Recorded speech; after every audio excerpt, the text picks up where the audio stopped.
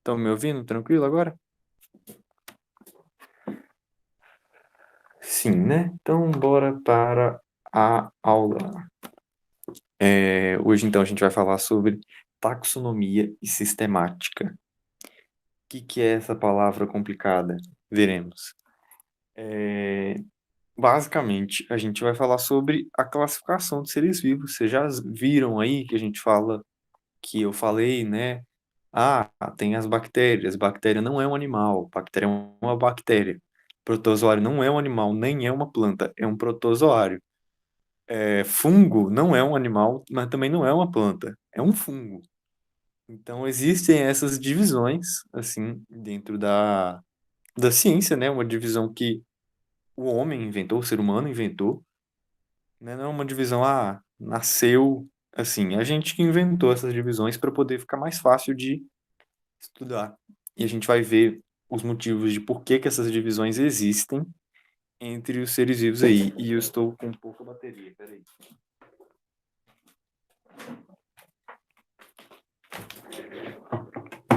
Aí, eu acho que a partir disso também vai ficar, alguns conceitos podem ficar mais claros para aqueles que estão no terceiro ano, né, que não estão fazendo cursinho, que nunca viram sobre isso ainda, não sei.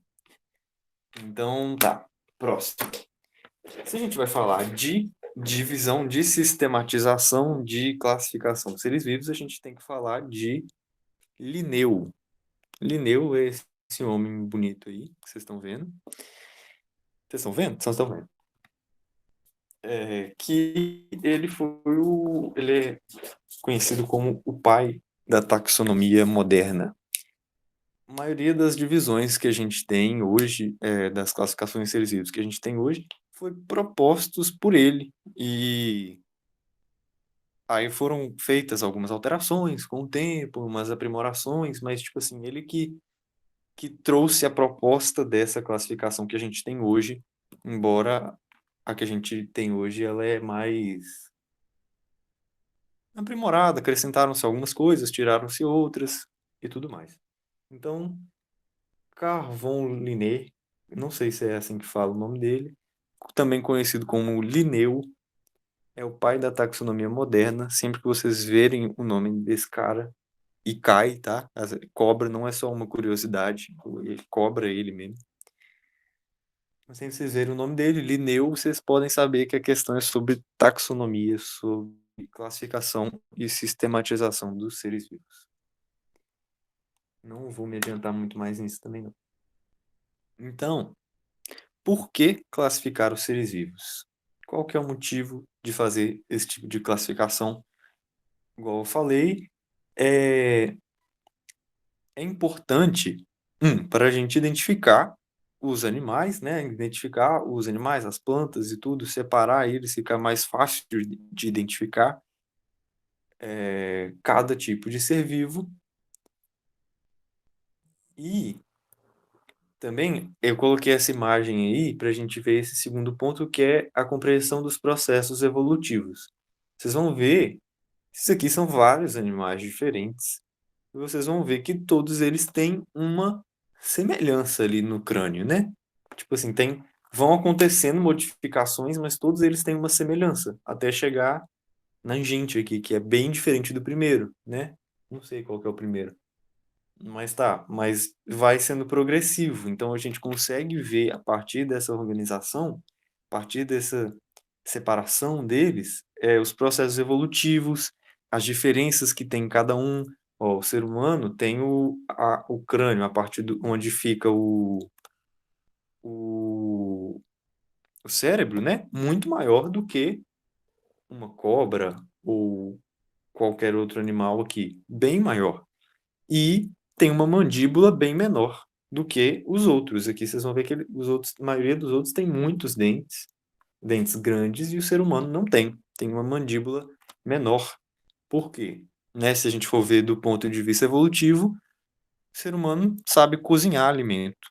Se ele sabe cozinhar alimento, ele não precisa de, de ter tanta força para mastigar, porque é mais fácil mastigar sem um alimento cozido do que um alimento cru, né?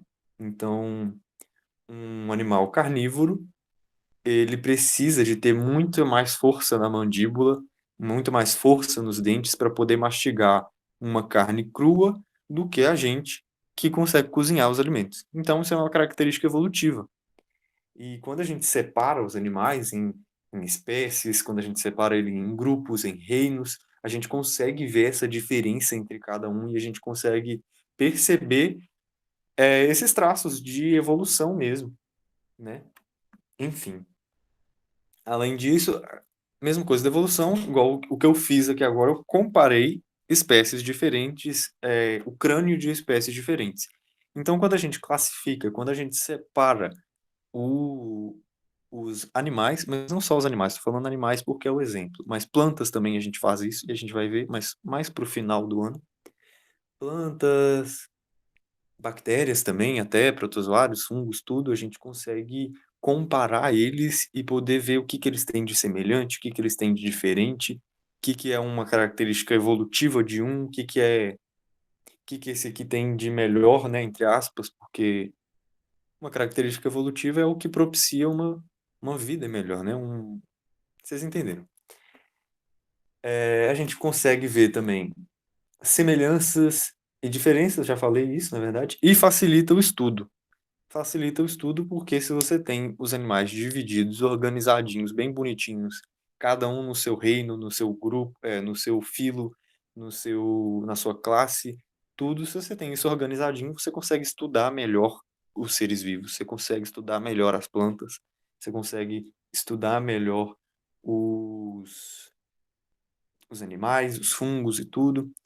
E a gente vai ver também que foi dado uma nomenclatura, tipo, cada animal tem um nome científico que a gente chama, que é um nome específico que é reconhecido no mundo inteiro. Então, a gente fala, tô entrando mais para frente dos próximos slides, mas eu vou falar mesmo assim. A gente fala cachorro. Qualquer lugar, você falar cachorro nos Estados Unidos, ninguém vai saber de que você está falando. Mas se você falar, né, pelo menos com uma pessoa mais estudada, talvez um cientista, é, canes familiares, ele vai saber que você está falando do cachorro, mesmo que não seja na língua dele, porque é uma nomenclatura universal. Todo mundo reconhece o cachorro, em qualquer língua, reconhece o cachorro como a espécie Canis familiaris. Então, a gente vai ver por que desse nome e por que é assim e tudo, a gente vai ver isso mais bonitinho agora pra frente. Então, a gente vê que foram divididos em grupos. Isso aqui está em espanhol, mas é isso mesmo. É, é mais ou menos a mesma coisa que do jeito que escreve, né? A gente tem os domínios primeiro, então lá em cima que a gente vai ver é de grupos mais amplos para grupos mais específicos. Então, na espécie ali, que é o mais de baixo que vocês estão vendo aqui, tem seta, né? Esqueci. Na espécie, aqui embaixo, todos os seres da mesma espécie, eles vão ser muito semelhantes entre si. Então, os cachorros, todos os cachorros têm uma semelhança muito grande. Se você for comparar a espécie do o cachorro, que é uma espécie com uma espécie de formiga, você vai ver inúmeras diferenças. É muito diferente. Então, na espécie, eles são muito parecidos uns com os outros. E aí, a cada hora, cada degrau desse aí que vai subindo, vai aumentando as diferenças entre eles. E a gente vai ver essas diferenças mais bonitinho. É isso que a gente está estudando. No caso, o reino é o quê? Reino animal, reino vegetal, reino protista, reino monera, que é os das bactérias, né? E o reino fungi. São 5 reinos que a gente tem que saber.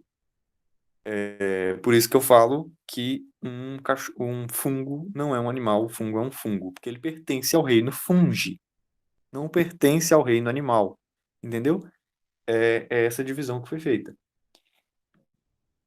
Assim como uma samambaia não é um protozoário, assim como uma alga não é uma planta e tudo mais. Cada um tem o seu reino. Só que entre os animais existem inúmeras diferenças. Então aí a gente tem os filos. E a gente vai estudar cada filo, cada característica de cada filo dos animais aí para frente, durante o ano todo. Então, cada filo tem uma característica. A maioria desses filos, eles têm as características desses filos, elas são a partir da evolução. Então, a gente vai ver o primeiro filo, o menos evoluído, entre aspas, os mais simples, os animais mais simples, até os animais mais complexos. E vocês vão entender mais para frente quando a gente tiver chegar nisso. Aí depois tem classe, ordem, família, gênero, até chegar em espécie, que é a divisão mais próxima. Curiosidade ou não, talvez é uma informação mesmo. Raça não existe. Raça é a gente que criou. Então, tipo assim, é uma coisa popular, mas uma raça, sei lá, a raça dos negros e a raça dos brancos são todos da mesma espécie. Não tem essa diferença. É uma divisão que a gente usa para falar, mas que cientificamente ela tá errada. Então, é só isso. Às vezes cai isso mesmo. Raça não é uma divisão aqui que a gente encontra cientificamente. É uma divisão usada, mas mas não entra aqui na taxonomia. Espécie e nome científico. Então a gente viu que na espécie os seres têm muita semelhança um com o outro. Esse slide ficou feio porque tem muita coisa escrita, mas é isso mesmo, é porque é muita coisa e eu não quis fazer dois. Mas tá. Categoria de base, é a categoria mais, é o grupinho mais seleto, né, dos mais parecidos um com os outros. O que define é, dois seres serem da mesma espécie? É a capacidade de se reproduzir e gerar descendentes férteis. O que isso significa? Significa que eu, sendo brasileiro, se eu consigo me reproduzir com uma mulher asiática e gerar um filho capaz de se reproduzir também. Basicamente isso. Então a gente é da mesma espécie. Nosso filho, eu e uma asiática, a gente pode, né, não tem diferença, a gente é da mesma espécie, então a gente consegue ter um filho é, que capaz de se reproduzir também, assim como nós. É, isso não é sempre que isso acontece, tipo assim, a gente vai ver, olha aqui embaixo, na primeira coluna, o último tópico. Burro e a mula são descendentes do cruzamento entre uma égua e um jumento. Égua e jumento são seres de espécies diferentes. Então, quando eles se cruzam, eles até conseguem gerar um filho, que é o burro ou a mula. Mas o burro e a mula não conseguem se reproduzir. Nem um burro com uma mula, eles não conseguem se reproduzir. Então, a égua e o jumento são de espécies diferentes. O filho deles não consegue se reproduzir. É isso que a gente está falando aqui quando é capacidade de gerar descendentes férteis. É isso. Para entender isso, eu acho que é meio confuso isso. Mas vocês precisam muito entender isso. Isso cai direto. Com certeza, na lista de exercícios vai ter questão sobre isso. Me dê um feedback aí no chat se deu para entender tranquilo isso de descendentes férteis.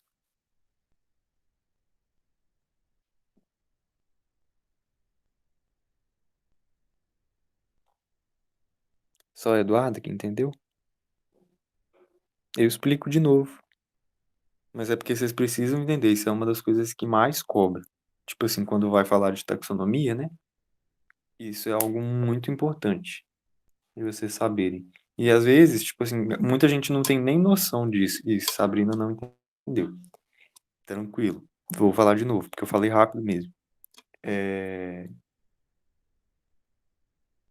muita gente não tem noção. Fala assim, ah, da mesma espécie é porque é parecido, mas cientificamente, né, o que conta para dois indivíduos serem da mesma espécie não é simplesmente eles serem parecidos um com os outros. É a capacidade de ter filhos eh, férteis, ou seja, que conseguem se reproduzir. Uma égua e um jumento conseguem até ter filhos, mas o filho do jumento e da égua, né, o que é o burro ou a mula, eles não conseguem ter filhos. Eles são estéreis, que a gente fala, né? Não são férteis. Então, a égua e o jumento não são não são da mesma espécie, são de espécies diferentes. É aqui embaixo, para você poder ler aí. Entendeu? Tipo assim, tem que gerar um descendente fértil para ser da mesma espécie. Se não gera, é de espécie diferente. Pode até gerar um filho, mas esse filho, se for de espécie diferente, esse filho não vai conseguir se reproduzir. É isso. Então tá. Quando a gente fala, deu para entender, né? Sabrina entendeu, então tranquilo. O resto das pessoas não falou nada, mas tá bom. Vou entender que eles entenderam. Nome em latim. O que acontece? Latim é uma língua morta, uma língua que ninguém fala latim, né? Não tem uma nação que fala latim.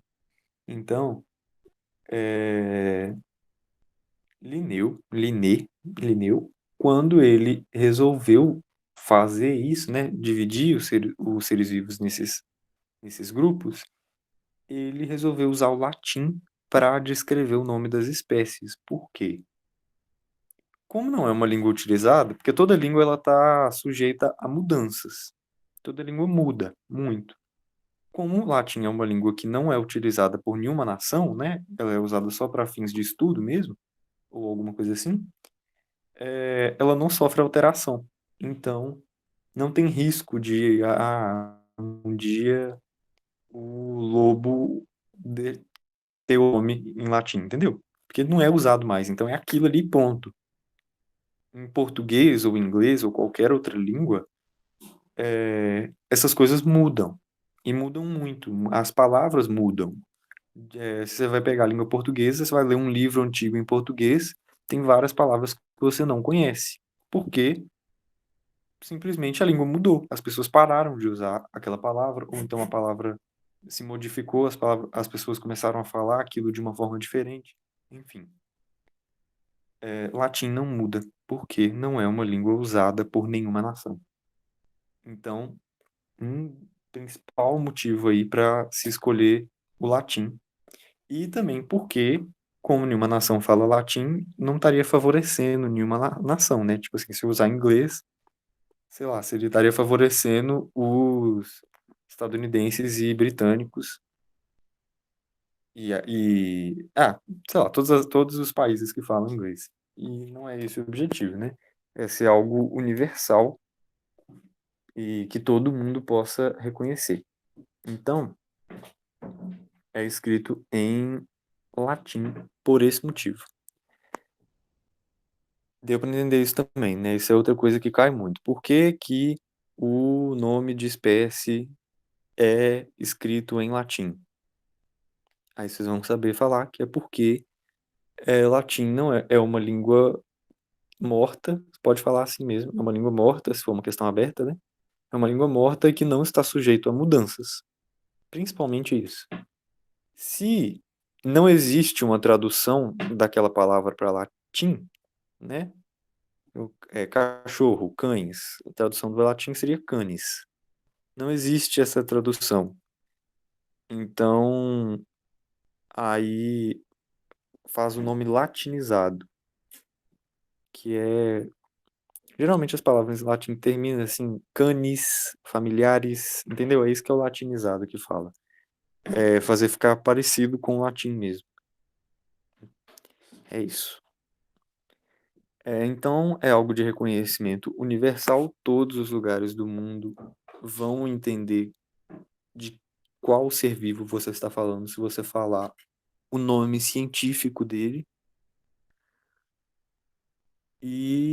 e aí isso é usado mais para textos, para artigos científicos e tudo mais, né? Porque você não vai chegar nos Estados Unidos e falar, olha, um canis familiares, para a pessoa entender. Isso não acontece, né? É mais usado em questão de estudo mesmo, no meio acadêmico. Que mais? Então, o nome, aí tem umas características para esse nome. O nome da espécie é Canis familiaris. O canis, que é a primeira palavra aí, ela se refere ao gênero, não se refere simplesmente à espécie. Lembra aqui do slide anterior, gênero é a classificação que está acima de espécie. Então, o nome da espécie, ele é escrito com o nome do gênero e em seguida o nome da espécie mesmo. Entendeu? Então, cachorro não é a espécie que é Canis, a espécie é Canis familiaris. Canis é só o gênero, entendeu? Para falar espécie, você tem que falar o gênero e a espécie. É, é isso. Isso é muito importante. Todos esses detalhes são muito importantes e é o que cai de taxonomia. É esses detalhes chatinhos mesmo. É o que é, como que se escreve o nome científico, o que significa a primeira palavra do nome científico e tudo mais. Além disso, o nome científico ele tem que estar em itálico.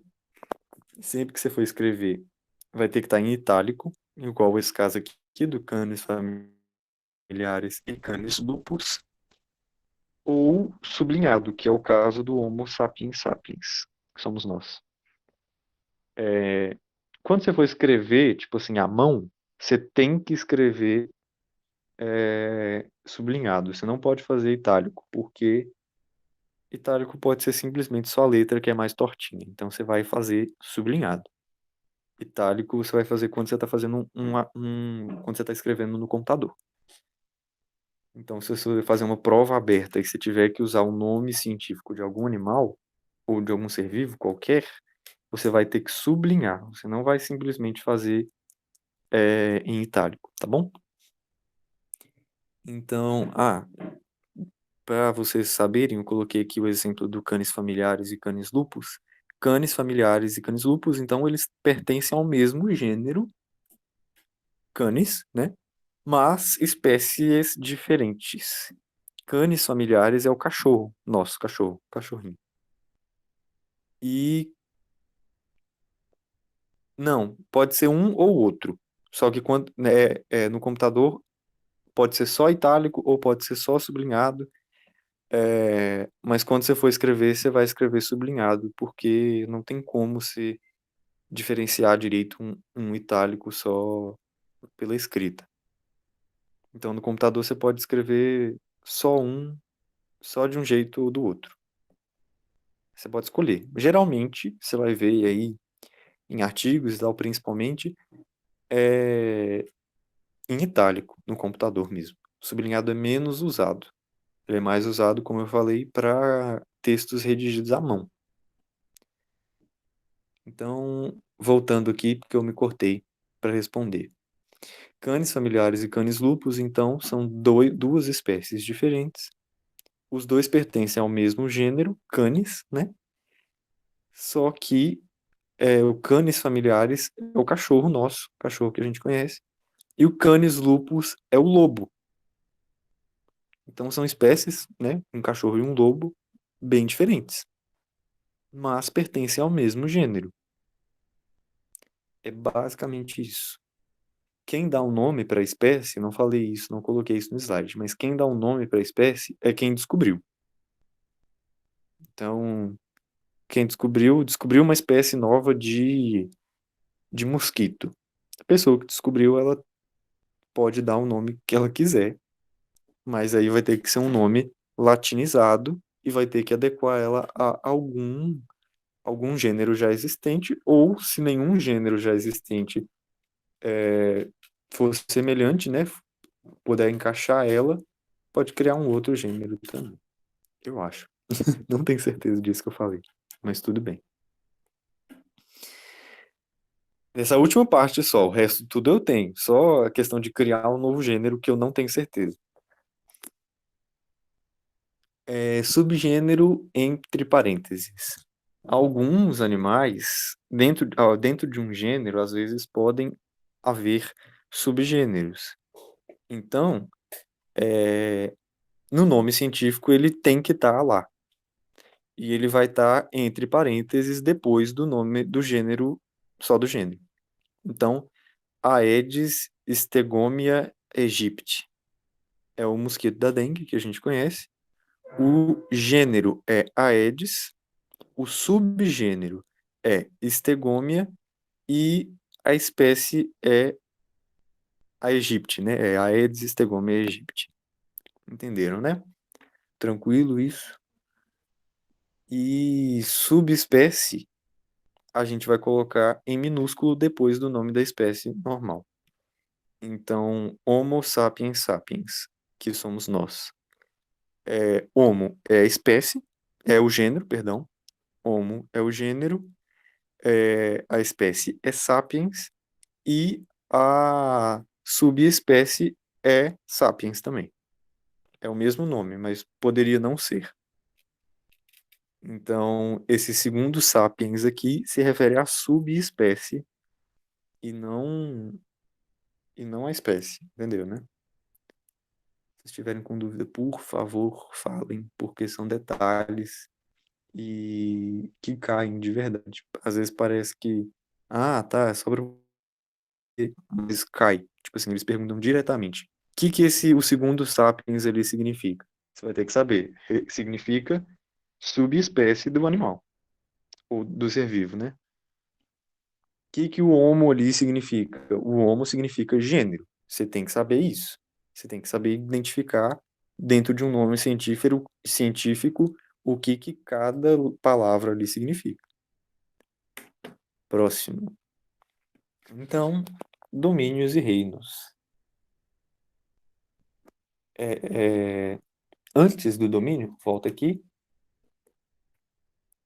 a gente viu nesse slide aqui que o domínio está antes do reino.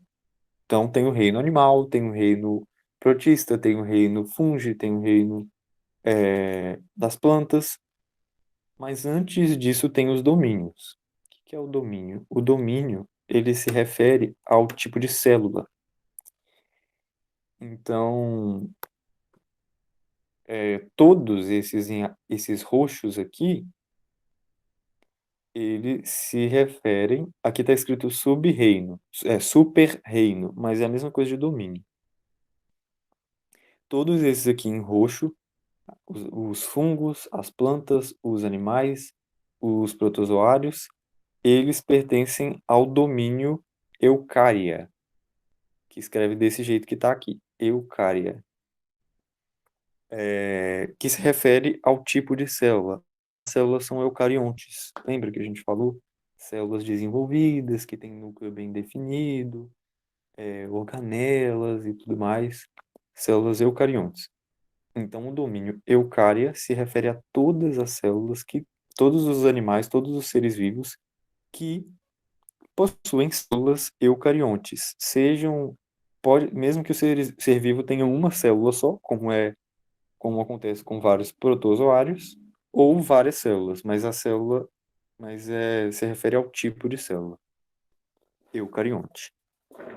O, as bactérias, elas são divididas em dois domínios, que é o Archaea e o Eubactéria. Archaea, vocês vão ver aqui embaixo, que eu escrevi aqui.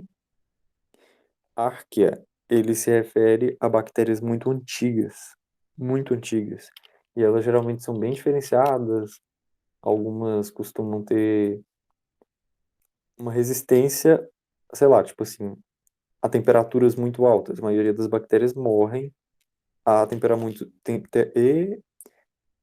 maioria das bactérias morrem em temperaturas muito altas. Algumas bactérias do domínio Archaea são muito antigas, elas conseguem sobreviver.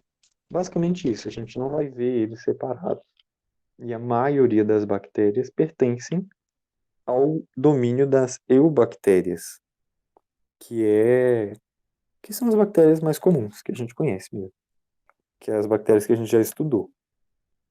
Então é basicamente isso.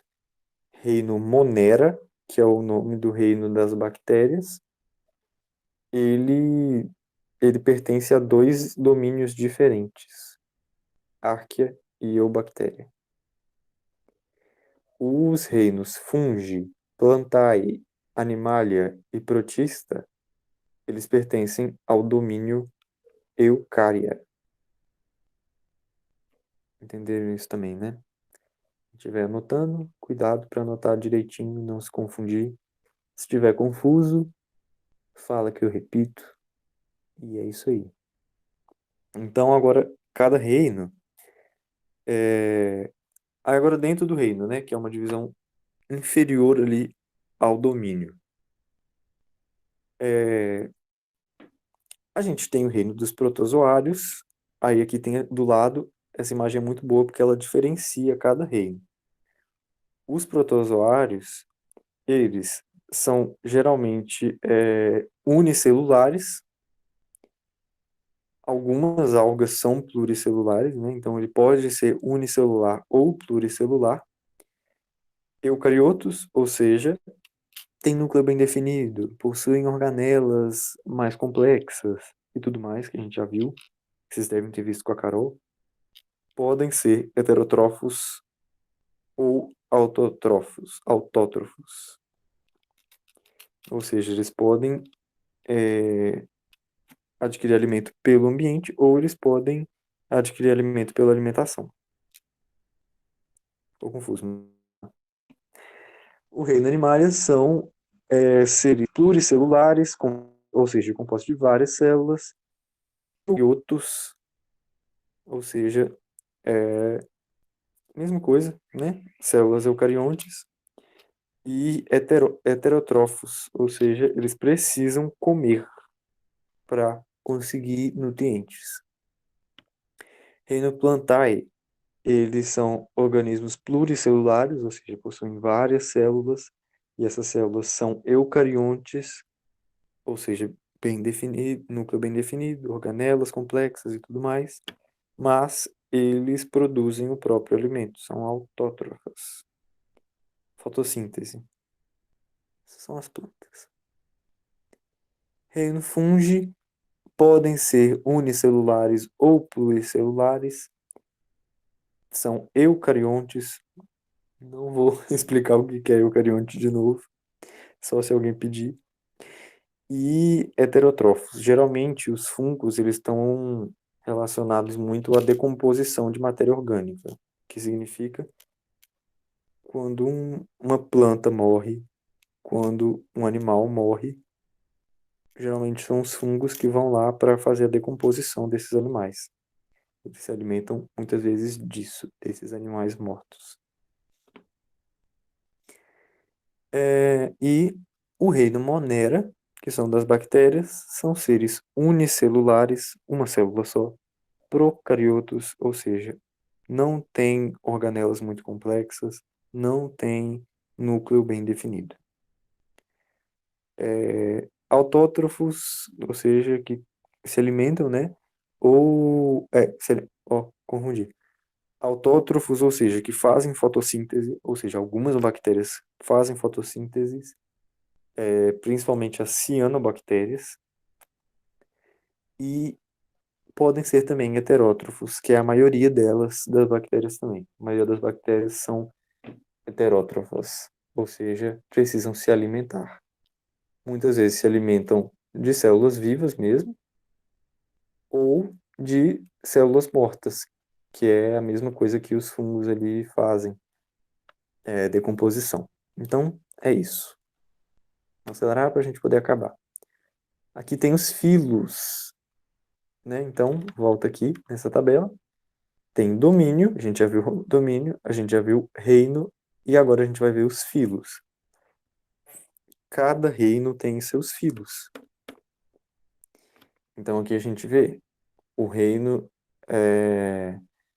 o reino animal, ele tem os filos dos cordados, dos artrópodes, dos equinodermos, Não vou ficar falando tudo isso aqui, não precisa saber isso tudo aqui, porque a gente vai ver isso quando a gente vai estudar cada fio de cada um disso aqui. Então, pode ficar tranquilo. Não precisa gravar isso aqui agora. Aí eu não vou falar mais, acabou. Não vou falar mais sobre as outras divisões, porque vai só afunilando até chegar nas espécies, e aí seria muita coisa, isso não é cobrado de vocês. O que é cobrado é só até o filo. Mas vocês precisam diferenciar os domínios, vocês precisam diferenciar os reinos, vocês precisam diferenciar os filos. E aí a gente vai aprender a diferenciar os filos durante o ano, né? Quem estiver fazendo anotação, tem uma regrinha, uma dica, para vocês poderem fazer essa ordem, saber qual que vem um depois do outro. Vou escrever no chat, para vocês poderem ver também, né? Que é uma regrinha, tipo assim, daquelas bobinhas, macete, sabe? Para você saber a ordem deles. É reficofage, que fala. Refi...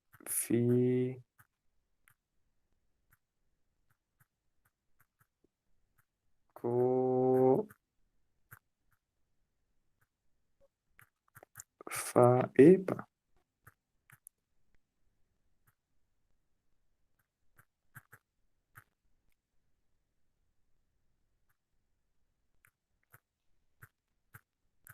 Reficofage.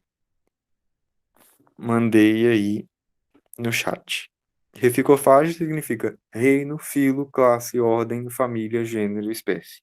É a ordem decrescente, né, dessas classificações. Isso é importante também, porque às vezes vocês saberem isso. Então, esse macete é ótimo para vocês aprenderem, porque às vezes cobra mesmo.